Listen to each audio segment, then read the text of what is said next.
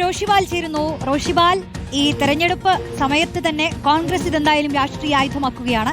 ദേവസ്വം മന്ത്രിയുടെ രാജിയാണ് ആവശ്യപ്പെടുന്നത്. കണക്കുകളിൽ വ്യക്തത വരുത്താതെ മറ്റൊരു വഴിയുമില്ല. എം വി ഗോവിന്ദനാണെങ്കിൽ പാർട്ടി സെക്രട്ടറി ആണെങ്കിൽ പറയുന്നു, ആരാണോ ഈ കണക്കുകൾ കൈകാര്യം ചെയ്തത് അവർ തന്നെ വിശദീകരിക്കട്ടെ എന്നല്ലേ?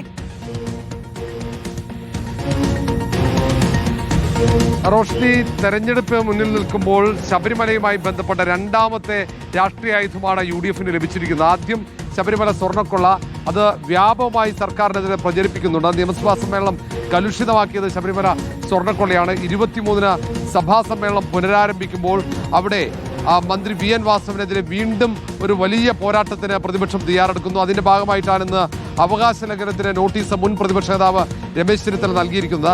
ശബരിമലയുമായി ബന്ധപ്പെട്ട ആഗോള അയ്യപ്പ സംഗമം നടത്തിയപ്പോൾ അതിന്റെ കണക്കുകൾ നിയമസഭയെ തെറ്റിദ്ധരിപ്പിക്കുന്ന രീതിയിൽ ബോധപൂർവം നൽകി. തിരുവഞ്ചൂർ രാധാകൃഷ്ണന്റെ ചോദ്യത്തിനാണ് രേഖാമൂലം തെറ്റായ കണക്കുകൾ മന്ത്രി നൽകിയത്. അതുകൊണ്ട് മന്ത്രിക്ക് ഒരു നിമിഷം പോലും പദവിയിൽ തുടരാൻ അർഹതയില്ലെന്നാണ് മുൻ പ്രതിപക്ഷ നേതാവ് ചൂണ്ടിക്കാണിക്കുന്നത്. അതുകൊണ്ട് ആ വിഷയം ആയുധമാക്കുകയാണ് പ്രതിപക്ഷം.